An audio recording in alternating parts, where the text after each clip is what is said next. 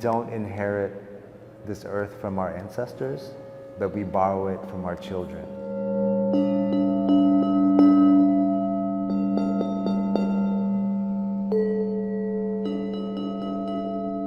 I really like the way that line makes us think about where our responsibilities are, and how, past, present, and future can interact with each other.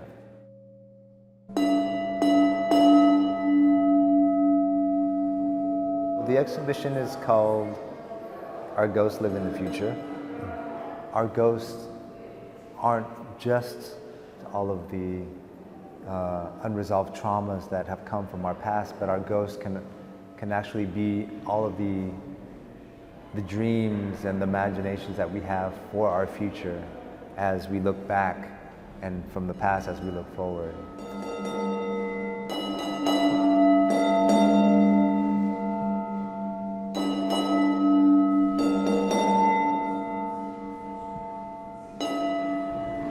The exhibition is a suite of projects that are somehow all interconnected. The works connect Vietnam, the United States, France, Senegal, and Morocco.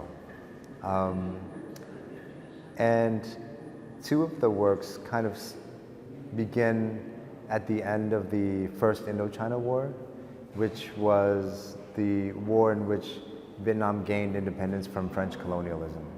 That war lasted between 1945 to 1954. And then the second moment looks at the remnants of war that was left after the end of the American war in Vietnam, and the different displacements that happened after these wars.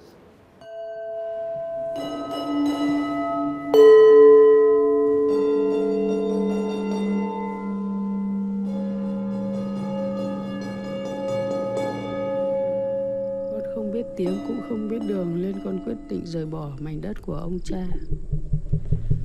Nhưng ba ơi, nếu hồi đó con vững vàng ở lại thì bây giờ con có vui hơn không?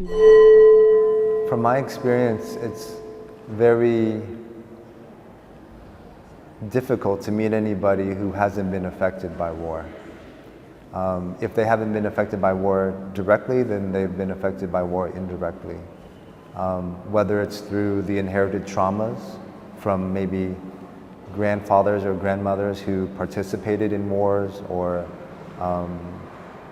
older generations that have suffered from the different effects of war.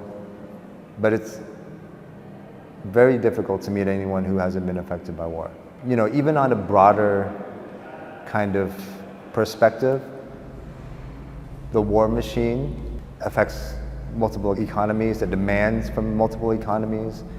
So I think it's important that we are all kind of aware of the roles that war and violence play in our lives, and the roles that we play in the violence that's happening in the world through the multiple wars that are happening. We're all affected by it. So the sculptures in the exhibition, these are kinetic sculptures inspired by Alexander Calder, but they are made from remnants of war. They are made either from unexploded ordnance that have been cast into plate bells, or they are actually shells found in the field and reconfigured to become bells or wind chimes. I started working and thinking about unexploded ordnance as a kind of form of memory. This material, these objects that kind of embody war and destruction, kind of laying hidden underneath the ground after so many decades, are really relics, memories of war. We've collected unexploded ordnance and used them, so the thinking is to turn these objects that were meant to be destructive, that were meant to kill or maim, and to turn them into objects that have an aesthetic value, that are in dialogue with a kind of larger art history, that are also these objects that are meant to heal.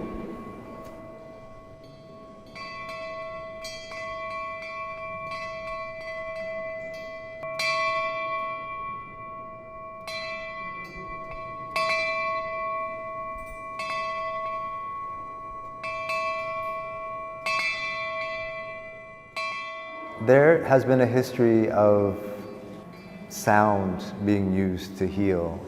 I grew up in a Buddhist family, so chanting and singing bowls and bells were used in ceremonies all the time. These sound objects are tuned to a frequency known as 432 hertz. It's based on this discovery by a scientist called Schumann. So it's called the Schumann resonance. And what Schumann discovered was that the Earth has a frequency. The Earth itself resonates at 8 hertz. And so 432 is a multiple of 8. The thinking is that this frequency realigns yourself, the people who are affected by the sounds and the vibrations. It aligns it to the frequency of the Earth, and that is a healing process. These frequencies, their ability to heal, like physically heal the body, but also psychologically heal the body. Sound healing is being used to cure cancer, for instance, but also to help victims of post-traumatic stress disorder find peace. Tu n'as rien vu en Indochine. Je me souviens que tu te tenais devant un fusil en Indochine pour sauver un homme noir.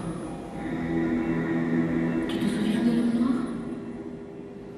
noir? For me, the moving image is an animistic apparatus. And when I work with objects, they often become protagonists in the films. So they're actors and they have some agency. And my films are oftentimes very much about people who make things in very kind of charged historical spaces, or who make things in historically charged communities. I like the relationship of the object to the narrative. Narratives are intangible. You know, you tell a story and then it kind of disappears. Objects are very tangible. But I think objects can hold the intangible story. And I like it when viewers can sit through a film where they've seen an object, they understand the story behind these objects, and then they walk out into another room and they're kind of confronted with the object. So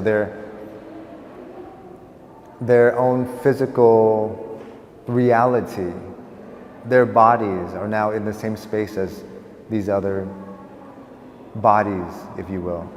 And that gives us a different relationship, you know, to the story and to ourselves.